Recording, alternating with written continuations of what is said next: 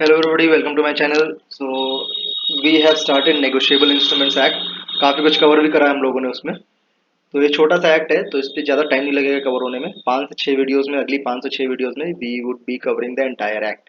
ठीक है, आज हम लोग नेगोशिएशन पढ़ते हैं क्या होता है। हम लोग ने यहाँ तक पढ़ लिया था, हम लोग ने स्पेसिमेन देख लिए थे कैसे होते हैं। ठीक है ना। अब देखते हैं नेगोशिएशन क्या होता है। ठीक, negotiation has been defined in section 14 of NI act. ठीक, it means transfer to make the other person the holder. ठीक, ठीक, एनी सॉर्ट ऑफ ट्रांसफर आप उसको उठा के दे देते हो, that would become a holder. आप उसको पेमेंट करते हो, उसके हाथ में चेक देते हो, then also he will become a holder. ठीक, अब देखिए पेबल टू बियरर हम लोग पढ़ चुके थे क्या हो चुका है, यहाँ पे फिर से मैं एक्सप्लेन कर देता हूँ। Payable to bearer means by handing over. ठीक है, जिसके हाथ में वो नेगोशिएबल इंस्ट्रूमेंट होगा he would be the beneficiary. ठीक, पेबल बाय ऑर्डर क्या होता है, दैट इज बाय एंडोर्समेंट और बाय डिलीवरी। ठीक, पेबल बाय ऑर्डर का हम लोग एग्जांपल पढ़ते हैं। ए प्रोमिसेस टू बी और his order to pay rupees 500। ठीक, ए ने बी को प्रॉमिस किया है या किसी उस बंदे को प्रॉमिस किया है जिससे बी कहता है। ठीक है सॉरी। तो अब देखिए ये जो डायग्राम है, A arrow B arrow C, इसको समझते क्या है। Here C is B is order. ठीक है ना, समझ रहे हैं आप। ए बी को मिलना चाहिए था, बी सेड कि मेरे बजाय आप सी को दे दो। ठीक है, to transfer promissory note to C. ठीक, तो अगर सी को प्रोमिसरी नोट ट्रांसफर करना होगा ए को, तो बी बी क्या करेगा, B at the back of promissory note write pay to C. ठीक, इसका मतलब हिंदी में हो गया कि सी को दिया जाए पे टू सी। ठीक है, and this must be sign by B. This is called endorsement. ठीक है, ये सेक्शन 15 में लिख रखा है। ठीक है ना। अगर आपको बाय ऑर्डर पेबल करना है तो आपको जो भी जिसका भी ऑर्डर है वो, मतलब अगर बी कह रहा है ए, बी को देना था ए को। ठीक है, ए को बी को पैसे देने, प्रोमिसरी नोट देना था। बी ने कहा कि don't pay me, pay to my order that is C. ठीक है, तो उस प्रोमिसरी नोट पे बी पीछे लिख देगा pay to C and that must be sign by B. ठीक है, तो ये जो पूरा प्रोसेस है दिस इज कॉल्ड एंडोर्समेंट और ये सेक्शन 15 में दे रखा है। ठीक है ना, यहाँ पे बी एंडोर्सर है और सी एंडोर्सी। ठीक, अब कुछ लोग कहते हैं कि अगर हम लोग ने फेस पे लिख दिया तो क्या प्रॉब्लम है, तो कोई प्रॉब्लम नहीं है। You can also right on the face of promissory note.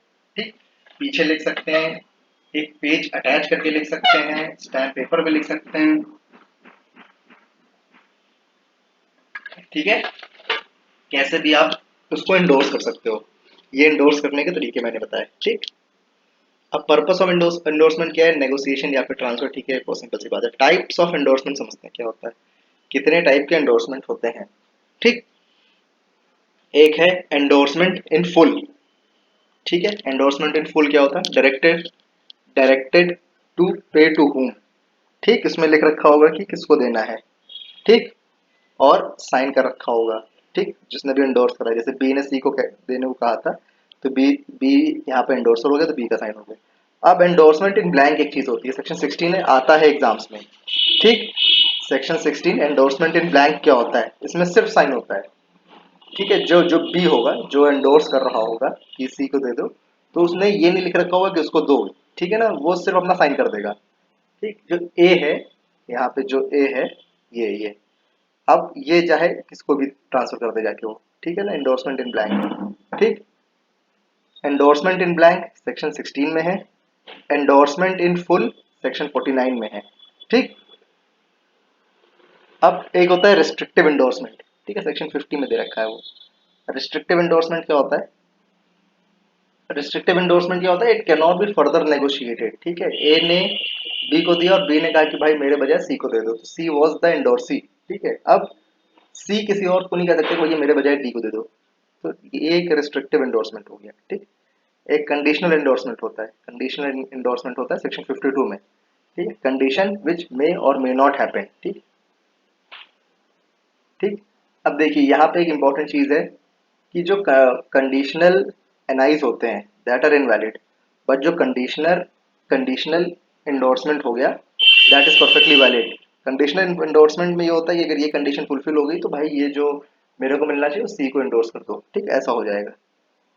एक होता है सैंस रिकोर्स एंडोर्समेंट, ठीक है, सेक्शन 52 में बहुत आता है एग्जाम्स में, सैंस रिकोर्स एंडोर्समेंट।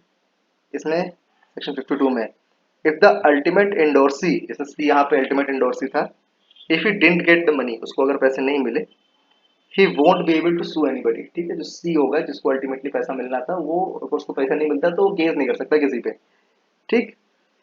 ये हो गया सैंस रिकोर्स एंडोर्समेंट, ठीक। अब जो इसके अलावा जितने भी एंडोर्समेंट मैंने बताए थे उसमें the ultimate endorsee, the ultimate beneficiary has the power to sue, but sans recourse endorsement, इसका मतलब यही हुआ, सैंस मतलब होता है विदाउट, ठीक है, तो विदाउट रिकोर्स एंडोर्समेंट हो गया, उसमें किसी को कोई जो अल्टीमेटली बेनिफिशियरी है, जो एंडोर्सी है, उसको कुछ रिकोर्स नहीं है, लीगल रिकोर्स नहीं है, ठीक है। पार्शियल एंडोर्समेंट समझते क्या होता है, ए ने बी को पैसे देने थे और बी ने कहा कि सी को दे दो, ठीक है, सी जो हो गया वो हो गया एंडोर्सी, ठीक है ना। लेकिन अब ये चीज समझिए, ए ने बी को 1,000 रुपए दिए और बी ने सी को सिर्फ 500 रुपए एंडोर्स करे, दिस इज रॉन्ग, ठीक है, this is called partial endorsement, ठीक, ए इनवैलिड है। लेकिन इसमें एक चीज है कि अगर मान लीजिए 500 रुपए पहले से सी को पहुंचा दिए गए हैं, फिर यहाँ पे 500 रुपए दिए जा रहे हैं, partial payment has been done earlier, then this particular partial endorsement is absolutely valid. लेकिन अगर पार्शियल एंडोर्समेंट पहले नहीं हुआ है, पार्शियल पेमेंट पहले नहीं हुआ है, देन दिस इज रॉन्ग, ठीक है ना, वही चीज आ रखी है। सेक्शन 17 क्या कहता है, सेक्शन 17 कहता है एम्बिगुअस इंस्ट्रूमेंट क्या होता है, ठीक, एम्बिगुअस इंस्ट्रूमेंट, इंस्ट्रूमेंट तीन टाइप के हम लोग इसमें पढ़ रहे हैं, promissory note, bill of exchange, cheque. अब एम्बिगुअस इंस्ट्रूमेंट क्या होता है, holder decides how to choose it, ठीक है, होल्डर डिसाइड करता है कि उस जो भी उसको इंस्ट्रूमेंट मिला है उसको किस तरीके से वो यूज करेगा, चाहे वो प्रोमिसरी नोट की तरह इस्तेमाल करे, चेक की तरह इस्तेमाल करे, बिल ऑफ एक्सचेंज की तरह इस्तेमाल करे, ठीक। यहाँ पे the holder has a choice of electing the way by which that particular negotiable instrument will be used by him, ठीक है, ये एम्बिगुअस स्टेटमेंट होता है, ठीक है। सेक्शन 18 किस बारे में बात करता है, सेक्शन 18 बात करता है amount stated in words to be prevail, ठीक है, अगर मान लीजिए कोई चेक है, चेक में 1,000 लिखा हुआ है और अपने अमाउंट स्टेटेड इन वर्ड्स लिख दिया 2,000 रुपीज, तो remember 2,000 will prevail, 1,000 will not prevail, ठीक है ना। काफी अच्छा पॉइंट है, सेक्शन 18 में है ये, ठीक। अब देखिए payable on demand, payable on site, ये क्या होता है, ठीक है, हम लोग पढ़ चुके हैं, सॉर्ट ऑफ रिवीजन है, थोड़ा सा डिटेल है ये पे। Payable on demand, payment payable on site, ठीक। अब जैसे प्रोमिसरी नोट आपके हाथ में आया, चेक आपके हाथ में आया, you show that negotiable instrument to the concerned person, ठीक।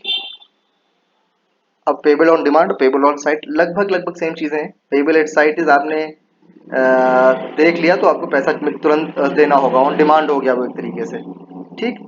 In case of bill of exchange, C ask money from A, ठीक है, ये ए बी सी तीन लोग हैं। अब बिल ऑफ एक्सचेंज में क्या होगा, ठीक है, तो सी है, ही है आस्क मनी फ्रॉम ए, ए ने कहा, इफ ए सेज और ए राइट्स पेबल टू सी, ठीक, ए ने प्रोमिसरी नोट बनाया, चेक बनाया और बिल ऑफ एक्सचेंज बनाया, उसमें लिख दिया पेबल टू सी, ठीक। When C shows this to B, ठीक है, बी यहाँ पे क्या हो गया, ड्रॉई हो गया, बिल ऑफ एक्सचेंज केस में पढ़ रहे हैं, बी यहाँ पे ड्रॉई हो गया फॉर एक्सेप्टेंस, ठीक। When C shows this to be for acceptance, it is payable after sight at presentment, ठीक। Payable at sight at presentment when no time period is specified, ठीक है, आपने जैसे दिखाया तुरंत आपको पैसे मिलने चाहिए, ठीक है, ये हो गया पेबल एट साइट, ठीक। अब देखिए पेबल चेक क्या है, पेबल ऑन डिमांड, ठीक। एक होता है पेबल आफ्टर साइट, ठीक है, इसमें प्रोमिसरी नोट और बिल ऑफ एक्सचेंज का कॉन्सेप्ट अलग अलग है, ठीक है ना। प्रोमिसरी नोट क्या हो जाएगा, when ever the promissory note is presented, ठीक, ये हो जाएगा payable at site. Bill of exchange क्या है, बिल ऑफ एक्सचेंज तभी होगा जब इट हैज बीन एक्सेप्टेड, ठीक है, बाय द ड्रॉई। अब देखिए क्या है, if in bill of exchange whenever payable after site mention their side acceptance, ठीक है। For promissory note in bill of exchange which is not payable on demand, 3 day grace period is given, ठीक है, promissory note bill of exchange if they are not payable on demand, remember this, अगर वो demand पे payable नहीं है then 3 दिन का grace period दिया जाएगा, उसके बाद they will become payment on demand, ठीक है, ये सेक्शन 22 में लिखा है, इंपॉर्टेंट है, ठीक। अब समझिए, every negotiable instrument is a contract. ठीक, कॉन्ट्रैक्ट के प्रिंसिपल्स सारे अप्लाई होंगे यहाँ पे। ठीक, अब देखिए, minor can bind everybody with N I but himself not bound. ठीक है, यहाँ पे समझिए, अगर माइनर ने चेक काट के दे दी और चेक बाउंस हो गई तो माइनर इज नॉट लाइबल। ठीक, लेकिन अगर आपने अगर माइनर को दे दी तो minor can make you liable. ठीक है ना, तो ये माइनर को प्रोटेक्शन मिली है यहाँ पे। ठीक है, कल हम लोग होल्डर की पावर समझेंगे क्या होती है। ठीक है, होल्डर इन ड्यू कोर्स भी समझेंगे क्या होता है, कुछ ये चीज़ें इंपॉर्टेंट है। कल से होल्डर पढ़ेंगे क्या होता है। ठीक है, thank you for watching, thank you.